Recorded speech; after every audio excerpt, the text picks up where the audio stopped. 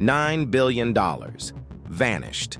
The youngest female self-made billionaire in America is now federal prisoner number 249651111. But this isn't a story about a scam. It's a story about belief. And in Silicon Valley, belief is worth more than truth. In this video, you'll discover how Elizabeth Holmes weaponized Steve Jobs' mythology to fool some of the most powerful people in America. How she built a medical empire on technology that never worked. Why brilliant investors chose narrative over evidence. And the uncomfortable lessons Silicon Valley still refuses to learn. This is the anatomy of a $9 billion delusion.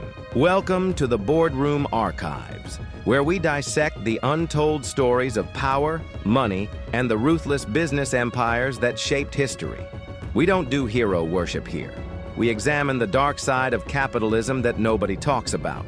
Now, let's talk about Elizabeth Holmes. Elizabeth Holmes was 19 years old when she dropped out of Stanford with a vision that would change medicine forever, or so she claimed. Her pitch was simple. What if you could run hundreds of medical tests from a single drop of blood? No more needles, no more vials, just a finger prick. She called her company Theranos, a combination of therapy and diagnosis. Elizabeth Holmes didn't just copy Steve Jobs' wardrobe. She weaponized his mythology, the black turtleneck, the unblinking stare, the deep, authoritative voice, the absolute certainty. She understood something fundamental about Silicon Valley. Investors don't fund technology, they fund narratives, and she crafted the perfect one. By 2010, she'd assembled a board that read like a who's who of American power. Former Secretary of State Henry Kissinger, former Defense Secretary James Mattis, media mogul Rupert Murdoch, former Secretary of State George Shultz. Notice something? Not a single medical expert, not a single scientist, just power, prestige, and political connections. This wasn't a board designed to ask hard questions. It was designed to open doors. By 2013, the empire was real. Theranos partnered with Walgreens, America's second-largest pharmacy chain, to roll out blood testing centers nationwide. Walgreens invested $140 million. In 2015, Forbes crowned Elizabeth Holmes the youngest self-made female billionaire in the world. Net worth, $4.5 billion. Company valuation, $9 billion. She was 31 years old, but the Theranos valuation wasn't based on revenue. It wasn't based on proven technology. It was based on something far more valuable in Silicon Valley: potential. Potential is a beautiful thing, because you can't disprove it. Not yet. There was just one problem. The Edison device, Theranos' revolutionary blood testing machine, didn't work. It couldn't run the tests Holmes promised. It couldn't deliver accurate results. The technology was fundamentally flawed from day one. Behind closed doors, Theranos was running most tests on modified Siemens machines, the exact commercial technology they claimed to replace. And even those results were wildly inaccurate. Patients were getting false positives for HIV, false negatives for cancer, incorrect hormone levels. But the partnerships kept coming. The investments kept flowing, because nobody wanted to be the one who didn't believe. If you're finding this deep dive valuable, hit that subscribe button and turn on notifications. We release new breakdowns of business empires and their spectacular failures every week. Tyler Shultz was 22 when he joined Theranos as a lab researcher. He was also the grandson of George Shultz, the former Secretary of State on Theranos' board. Tyler believed in the mission until he saw what was happening in the lab. Quality control failures, proficiency testing manipulations, results that contradicted basic science. When Tyler raised concerns internally, he wasn't thanked. He was threatened with lawsuits. So he did something that would destroy his relationship with his grandfather. He talked to a reporter.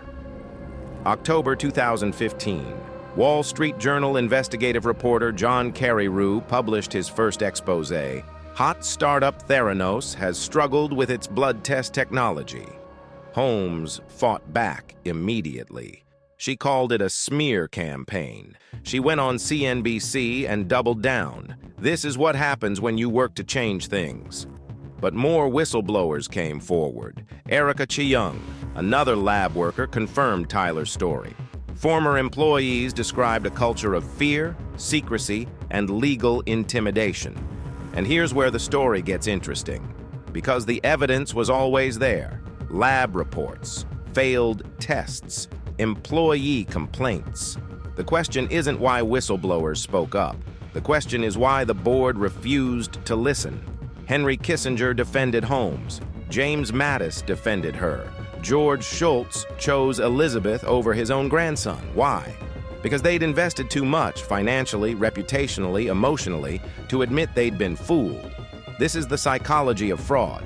The victims become the defenders, because admitting you were wrong means admitting you were a fool. By 2016, the empire was crumbling. Walgreens terminated its partnership and sued for $140 million. Not because of moral outrage, because the fraud was bad for their brand. And in corporate America, that's the only crime that matters. Forbes revised Holmes's net worth from $4.5 billion to zero. Not $100 million, not $1 billion, zero. Because the entire valuation was built on technology that didn't exist. In March 2018, the Securities and Exchange Commission charged Holmes and her business partner, Sunny Balwani, with massive fraud. The charges were specific.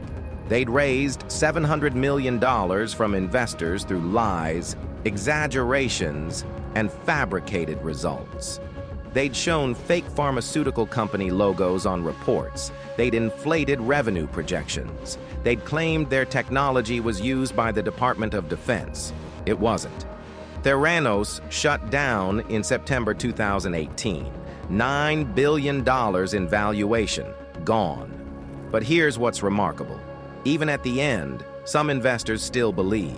Belief is a hell of a drug. Federal prosecutors charged Holmes with 9 counts of wire fraud and 2 counts of conspiracy to commit wire fraud. Maximum sentence, 20 years per count. In September 2021, the trial began. The trial lasted 4 months. Prosecutors presented devastating evidence: fake pharmaceutical company logos on investor reports, modified blood testing machines disguised as proprietary technology, patient test results with error rates up to 50%, revenue projections inflated by 1,000%. Holmes took the stand in her own defense. Her strategy was bold. She claimed she'd been manipulated by Sunny Balwani, her former business partner and boyfriend. She testified he controlled what she ate, how she dressed, when she slept.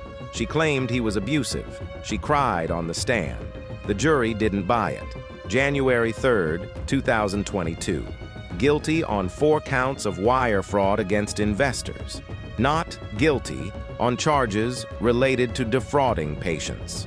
An interesting distinction. The jury believed she defrauded the people who gave her money, but not the people whose lives she put at risk. November 18, 2022. The sentencing hearing. Judge Edward Davila was blunt. This was not a case of a failed business. This was a case of fraud. 135 months in federal prison, 11 years, plus $452 million in restitution, shared with Sunny Balwani, who received 12 years and 11 months in a separate trial. On May 30, 2023, Elizabeth Holmes reported to federal prison Camp Bryan in Texas. Prisoner number 24,965-111. The youngest female self-made billionaire was now just another inmate. So, how did this happen? How did some of the smartest, most powerful people in America get fooled by a 19-year-old dropout? The uncomfortable answer: they wanted to believe. They wanted to believe in the young female Steve Jobs.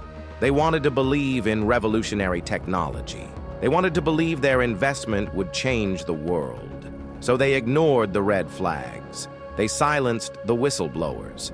They chose narrative over evidence. Tyler Shultz and Erica Chung, the whistleblowers who risked everything, were vindicated. But they paid a price. Legal fees, family rifts, career setbacks. George Shultz died in 2021 without reconciling with his grandson. Elizabeth Holmes will be eligible for release in 2032. She'll be 48 years old. But the system that created her, still running, still funding, still believing. Today, there are 1,200 private companies valued over $1 billion. How many are built on Theranos-level delusions? How many boards are asking the hard questions? The next $9 billion lie isn't coming. It's already here. We just haven't found it yet. If this deep dive opened your eyes, subscribe to the Boardroom Archives for weekly breakdowns of billion-dollar disasters. Hit that like button and drop a comment telling me which business empire you want dissected next.